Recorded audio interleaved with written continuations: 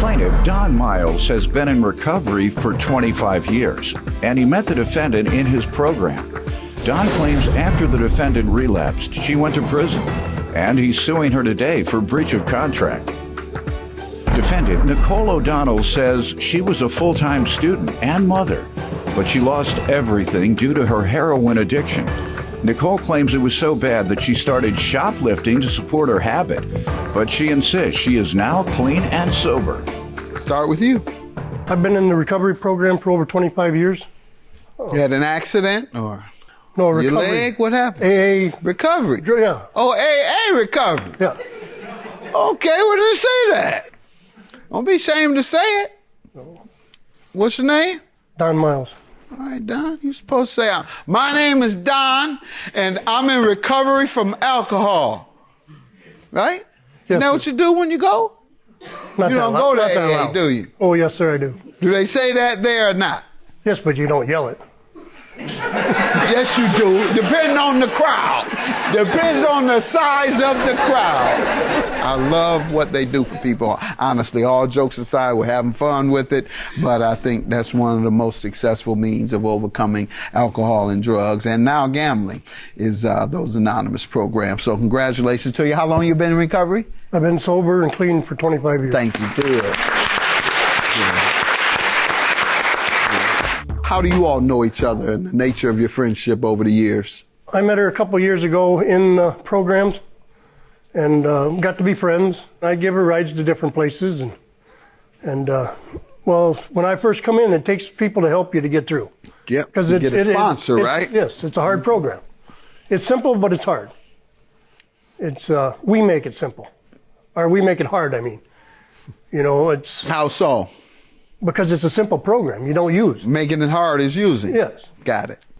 You know, and Okay. when I first come in, I had lots of sponsors. You know, it took that to get me through. And, you know, Nikki had a slip. I met her in like 2015, 16. And she went back to prison because she reused in 16, 17. And then she just got back out. And Was that for DUI or something? No, I don't know. She was either in heroin or crack. Okay, a different drug. You said using, and all I'd heard is AA thus far, because AA and NA are Two different things. There you go, and they're two different meetings. Yes. They don't combine the meetings. Correct. All right, so you met her at an AA meeting. No, I go to NA meetings once in a while Why? because I used to do a lot of cocaine. There you go. Okay, now that's what I was trying to make sure I knew. All right, you think she relapsed? Yeah, a year and a half ago or whatever. Okay. You know, and then she went to prison, then she got back out, and then we got back reacquainted. And I've been running her back and forth to meetings and helping her out what I could. And I just think the way she's been acting, that she's on her way back. Okay, let me hear from you, ma'am. All right. Just to kind of start this out from the beginning, I had been using. Well, I started out drinking in my teen years, approximately around the time that I turned 29, which was in about 2009. I had broken 2 ribs. I was given narcotic pain medication. 2 months later, I had to have an appendectomy. Once again, given narcotic pain medication. Shortly after that, I was going through a breakup with the father of my son, and I started going to the doctor for more medication because it was helping with my emotional feelings, even though I didn't have any type of physical issues going on. Why did the doctor keep giving them to you then? Well, I mean, I did lie about the reason that I was going. You should. Okay. But I mean, as far as from his end, I don't know. But I was making stuff up, and until everybody that, knows that's yeah. what caused the opioid explosion. Doctors overprescribing Yes. or giving patients drugs when they don't need them. And as physicians, they should know when the patient needs and how much drugs a patient needs, opioids. And so, as you just said, you just went in and said, I need some more, and my back hurts. Pretty much. So I was going Here's to 100 of them.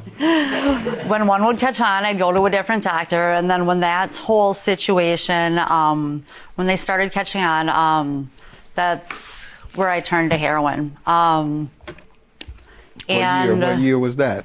probably about between 2011, 2012. So you move somewhere fast. around 2 or there. 3 years later, you go Yes. from opioids in 2 years or so to heroin. Yes, I was full-time mother, full-time student at a university. I had a lot of really great stuff going, and it went very quick. I lost everything in a short time. And so what had happened, because of my addiction, I wasn't able to work because I was sick. So my means of obtaining money was shoplifting, lying to my family, things of that nature. Anyway, the shoplifting, I started to get caught maybe 4 times in 2015. 4 times in 1 year? Yes. I don't know who taught you. You needed to come to Detroit and get some lessons. Yeah.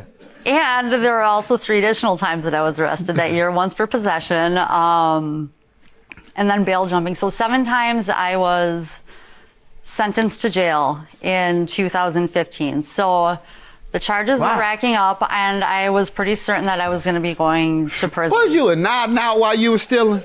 Yes. Huh? Honestly, yes. See? I think the judge don't know what's happening. I know you got some dope fiends, they nod out while they're stealing. They'll be in there trying to boost, and they'll put the pants under another pair of pants, or a dress under another dress.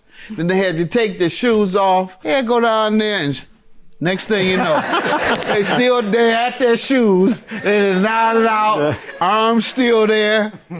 Then the salesperson want to know why you in the dressing room for 30 minutes. They come, are you all right in there? See, she laughing. Are you all right in there? That's exactly what happened. Yeah, you sound different than you did when you went in. Yeah. So they open the door and you there. Yeah, that's how you get caught. Right, Yes. I got it now. Go ahead. So I was pretty certain with all the charges I was going to be going to prison, but fortunately I was offered an alternative to accept participating in our county's treatment court program, which I took as an alternative to go to prison. I was successful for about 6 months, and then I relapsed. I was terminated from the treatment court program, and then I was up for resentencing. I did ultimately have to go to prison. This was in 2016. I did have to go for 18 months.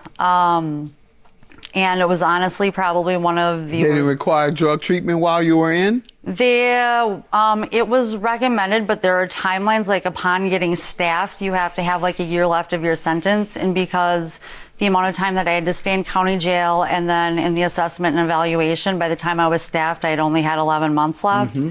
So I was unable to do that there.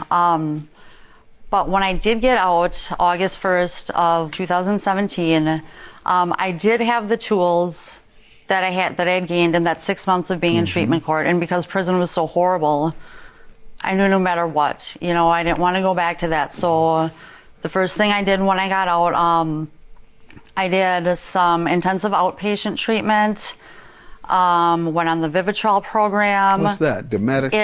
It's a once a month injection that's an opiate blocker. Really? Yeah. And it was like they have this 12-month pilot program that I Does work it with work? my probation officer. Yes.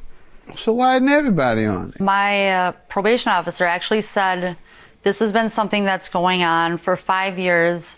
The pilot program is 12 months long. I'm going to be her first participant to graduate in 5 years. So I think a lot of people, they might have one reason or another. I think, just in my opinion, that they want to maybe go back out and use. And from my understanding, it works for alcohol too, I believe. Really? Yes. Okay. Glad you're telling me this. I like to think I know everything about about drugs and crime, but I don't. Now you gave me something new. All right, thank you. And how do you know the plaintiff? How did you all meet, and what's the nature of your friendship? Okay, so prior to me going to prison, when I was going through the treatment court program, I was working at a recovery cafe, and he was one of the regulars that hung out down there. I got to know him.